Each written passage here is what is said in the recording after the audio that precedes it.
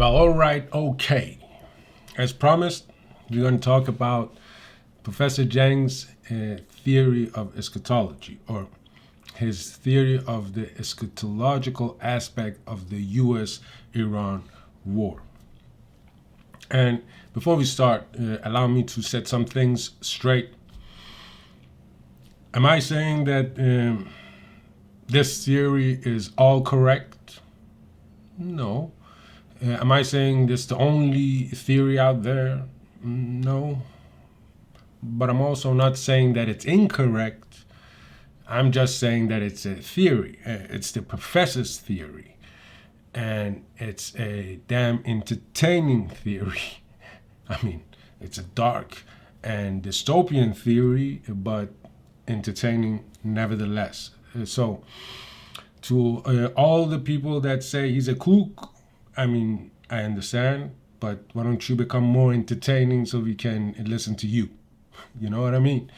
And that's the thing about his videos, the professor. The professor's videos are entertaining. I mean, the different things that he talks about doesn't mean that we agree with it or we believe in it, but we're entertained. So if you say, but how can he say this and how can he say that and what does it all mean? I only have one reply. I don't even know what that means. No one knows what it means, but it's provocative. So do I agree with everything he says? No. I don't think there's a soul on this earth that I would agree with on everything they say. Look here, we take bits and pieces of different stories and theses and make our own skeeses. Okay, back to the topic at hand. The professor thinks there are a few secret societies that are trying to bring about the end of times. Religious eschatologies. In a nutshell, he thinks there are some religious fundamentalists that think that they know what God wants. They want to bring an end to this world and they want to go to heaven. That's in a nutshell, okay? And listen, I don't like conspiracy theories. I don't want to believe that a group of elites and secret societies are running the world. I don't want to believe, but the Epstein files are kind of making a good case for it. For crying out loud, they killed babies and ate their intestines. That there sounds like some religious witchcraft, if you ask me.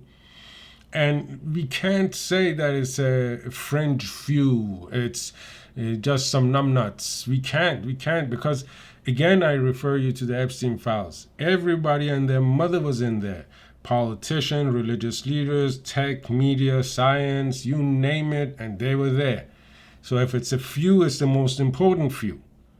And if this is what they're thinking, we are in deep trouble.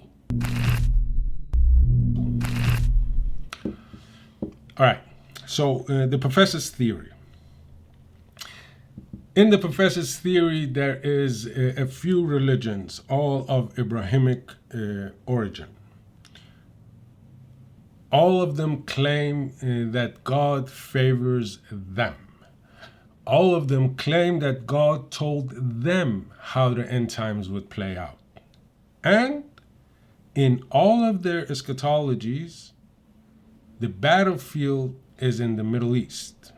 So the people of the Middle East, I am sorry, but that's how the God willed it. Now, as we go through these different eschatological theories, different eschatologies, remember this is what the religious fundamentalists are striving for, and also remember this is the professor's theory. All right, don't get mad at me. This is the professor's theory, and here goes. All right. First and foremost, in the Jewish eschatology. And why first that? Because that becomes the foundation of all the other eschatologies, more or less. And it goes something like this. It says, they need to create the greater Israel first.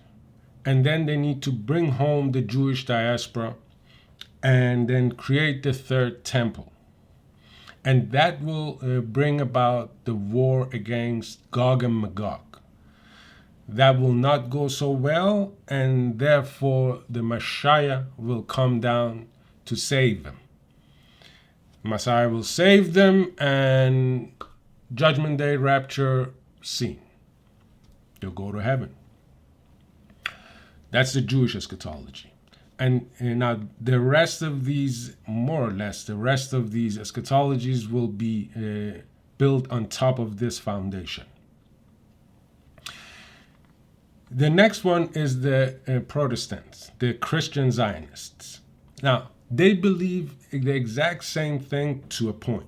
So, build the greater Israel, and then bring home the diaspora, the Jewish diaspora, to the greater Israel, built the third temple, and then somewhere along the way, the Antichrist will start ruling the world and wage the war of Gog and Magog. And as things are going bad, Jesus will come down and save us all. Judgment Day, rapture, everyone goes to heaven. Now, there is something I'm not sure about. That's because the professor didn't specify. I don't know if they're saying that the Jewish Messiah is the Antichrist and then Jesus comes, or they're saying that the Messiah is Jesus, but before that, an Antichrist will come, rule the world, wage the war of Gog and Magog, and then Jesus, the Messiah, will come and save us all. But that's the Christian Zionist. All right. Next is the Freemasons. Now, the Freemasons are more materialistic in their view of things. I don't know exactly if they believe in the rapture and going to heaven, or they simply think that they've been given a recipe by God of how the earth should be governed, and they're trying to bring about that. But it doesn't line up. Anyhow, again, professor's fault. All right. The professor says they also believe, the Masons, they also believe that they have to build the greater Israel. And from there, they will create an AI surveillance state, which they will call the Holy Empire. And it will be the one world government. Everyone will get chipped. By the way, their headquarters is the third temple.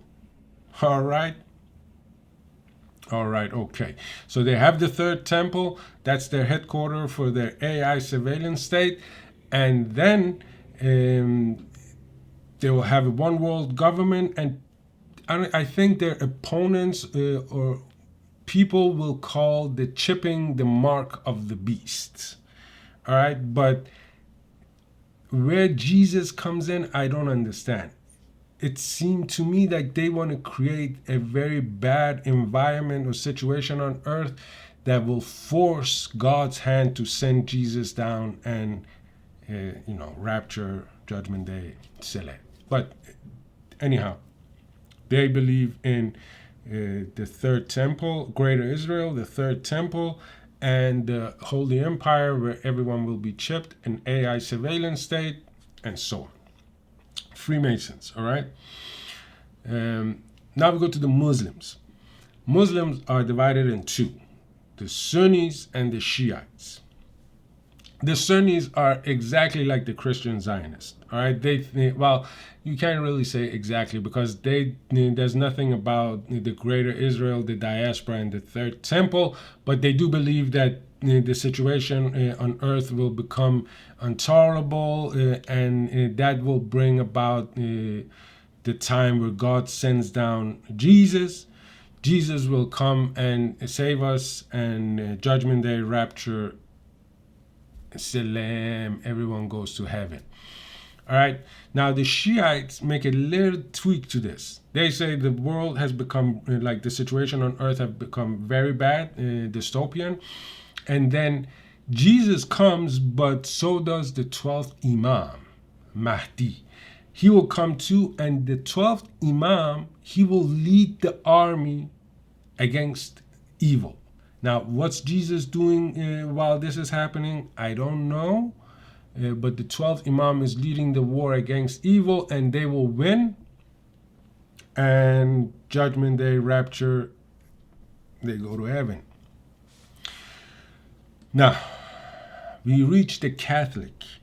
The Catholics is a bit weird to me because I don't understand it. Catholics believe that the church is the city of God. All right. Now, they believe that the empire should fall and the church should rule. And so they believed when Rome fell and they took over, the church took over, that was their eschatology fulfilled. But then somewhere along the way, things went sour, and then other empires rose, and another, till today where America is the empire of the world, and they're kind of wanting or hoping or trying, I guess, for America to collapse, and then hopefully they can rule the earth, the church. That's the Catholic one. And then we have the Orthodox. The Orthodox have the Russians spearheading their eschatology.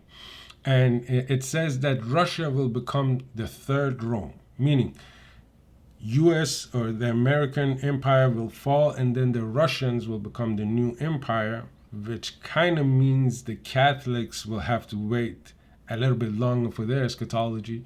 Now that the Russians are in the new empire, they will attack Turkey, they will defeat Turkey, they will throw out the Turks and bring back the Greeks to Constantinople. And that will be their headquarters, and that will cause that all Christians unite. And I don't know, that's heaven on earth, or that will be like we did all the good things that we should do. Judgment Day, Jesus, God. It must be like Jesus comes because everything is beautiful and then takes them to heaven because they're Christian, right? Yeah. Anyhow, that is in the Orthodox. All right. So to summarize, we have a whole bunch of religious fundamentalists who are hoping or who believe in and are striving for to bring about a situation where Jesus will come and save us. And they say the only reason that he hasn't come yet is because we have it too good. Now, I understand if you live in the West, you may say everything is good. And I don't think it's everybody in the West, but most of us. The rest of the world living in poverty and hunger and in war and devastation, these fools, these religious fundamentalists are saying this is not bad enough. We got to make it worse. We got to make it so bad there will come a time where God says that's enough. Jesus, go down and save them. But till then, they believe they got to bring destruction, and they believe that when the time comes that Jesus comes down and like Judgment Day, they will be the favorites because they brought about the time where Jesus came. Yes, in 2026, the age of AI and tech, the peak of human civilization, there are people that still think like that. And before you roll your eyes and say, come on, what are you talking about, blah, blah, check this out. So this here is from sources inside the army, U.S. military. It says U.S. troops were told Iran war is for, quote, Armageddon, return of Jesus. What I tell you, there's more. Listen. We started getting calls from members of the U.S. military that their commanders were gleeful. They were euphoric. They were in full thrall with how great it was, because this was showing as concurrent with their understanding of the book of Revelation, the end times of Christian eschatology, showing that everybody is now serving as an accelerant or lubricant to bring this version of weaponized Jesus back to start the Battle of Armageddon. I mean, I hope Jesus comes and takes all these crusaders with him. Go to heaven. Good day. Goodbye. Let the rest of us enjoy earth free of y'all. What the hell is going on? But listen, I don't want to end this video on a negative note. So to end this on a positive note, I wrote a poem. The poem is about where it all began. And forgive me for being a little bit dramatic, but that's how it's read. All right, so here goes. Once there was a man born in a rain-forsaken land. Ibrahim was his name, and with him it all began. He walked with a flock of sheep, of which 6, 7 were lambs, and not another soul across the endless span. Suffice to say, the man had too much time on his hand, and time is the mother of all delusions of mind.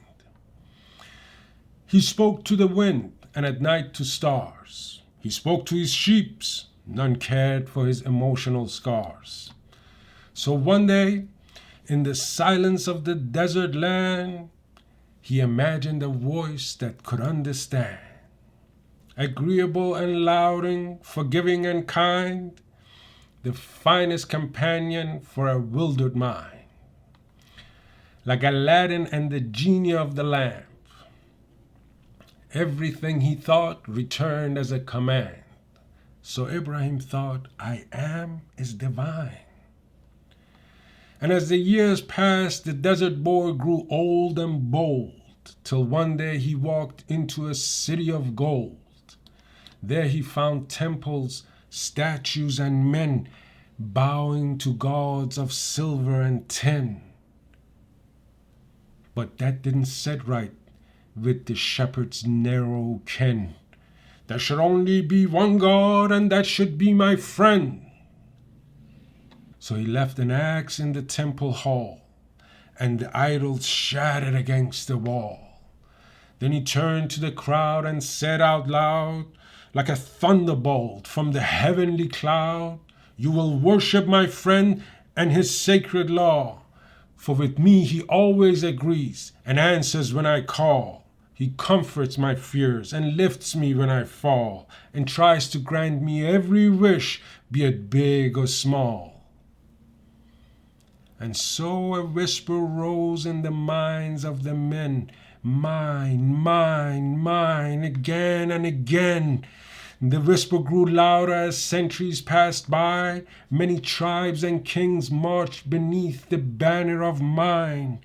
And still to this day, through prophecy and sign, many men wage holy wars to bring about the end of time. Yes, my friend, many men wage holy wars to bring about the end of time.